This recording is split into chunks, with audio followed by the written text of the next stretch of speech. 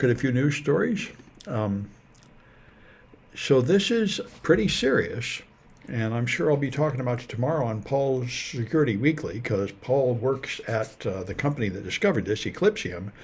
But this is a baseband management controller vulnerability, and the baseband management controller is a device that lets you remotely control the power going into a server. It's intended for enterprise class servers. And apparently, you can also install software from that. I mean, the main point I know of is you can restart the server if it crashes remotely over the internet. But anyway, they've found a maximum severity flaw where you can easily take over the thing and get complete control of it remotely. And that means you can remotely deploy malware, ransomware, mess with the firmware, do physical damage and infinite reboot loops.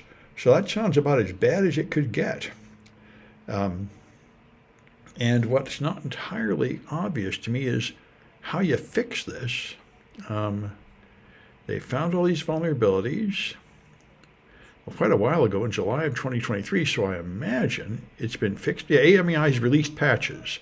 Okay, so you have to update your stuff. Anyway, that's pretty impressive. Pretty major vulnerability found. I don't think it'll affect home users, but it certainly will affect enterprise users that are using those baseband management controllers. And I'm sure I'll learn a lot more about it tomorrow afternoon on Paul's Security Weekly. So, as you know, the Trump administration has brutally attacked Canada. He's made it very clear by repeating it over and over that he's serious about forcing Canada to become part of the United States, conquering it. He's imitating Vladimir Putin.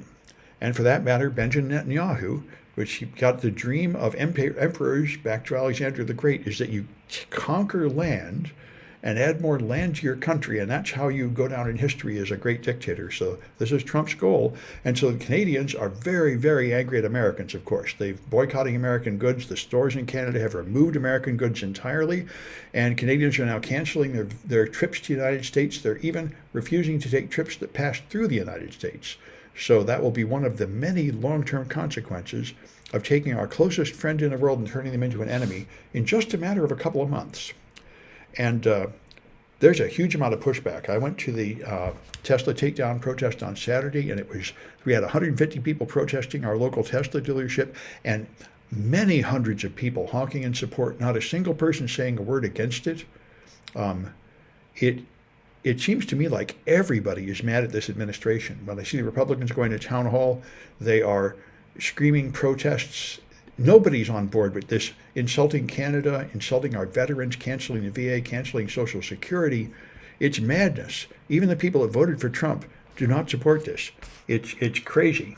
This has happened in the past in places where you have hereditary nobility, where you have a king who is an infant or who is just insane doing crazy stuff. Yeah, it makes me feel better to go to the protest and to see how popular it is. Everybody is happy to protest this. There's no sign of any MAGA people defending it. If you look at the Republican town halls, there's MAGA people condemning it, saying, I voted for you, I'm wearing the red hat, but this is not what I voted for. What is this nonsense? Anyway, so this is amazing. The James Webb Telescope out there, this funny looking thing that I think it does infrared, but it's way out in very deep, dark, cold, far away from everything. And it actually took direct images of alien planets, I think 100 light years away or more. These are 4 gas giants directly photographed. And of course, you don't get a lot of detail. You just see a blurry disk. But this is amazing.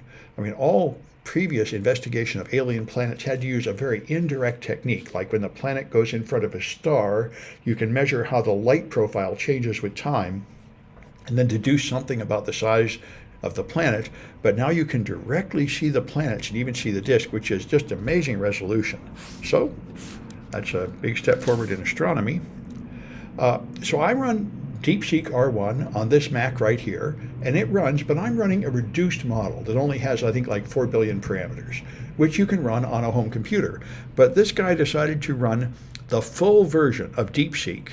And what he did was get a Mac with 512 gigabytes of memory. And I saw this thing for sale. I was thinking of getting a new Mac because you probably noticed, I think last time I taught this course, my old 2019 Intel-based Mac can't really run the software for this Mac. I'm using my portable M1 now because it really can't run Zoom and Zoom and Twitch at the same time, it bogs down. DeepSeek is the Chinese reasoning AI that came out about a month ago and rocked the boat of AI, because the American AIs are incredibly big and expensive. They've made a plan to spend $500 billion to build a giant data center to run our AIs. And China made one, and they said it only took them $8 million to train it. And it's just as powerful as ours, if not better, because they just used the smarter way to train it. So it's the Chinese AI. It's open source. You can download it and run it.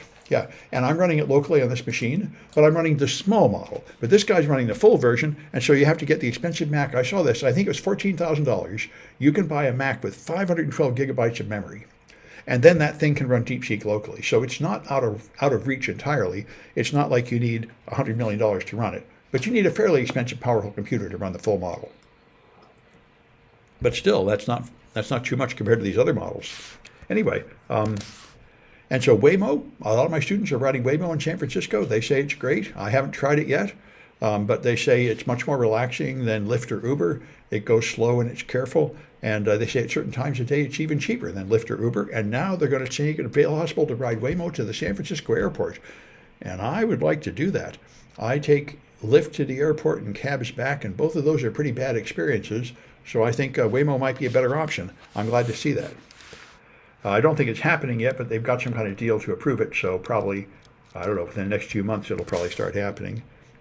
And this is a version of malware to infect machines, and it's social engineering. It pops up a box saying, verify you are human, and then it tells you, open a command prompt, press Control-V, and run the data I just put in your clipboard, which of course could be anything. And of course it infects you with malware that does all the usual horrible stuff. So, this might fool some people. It appears to be a CAPTCHA to prove that you're human. Anyway, I'd mention it in case you see that.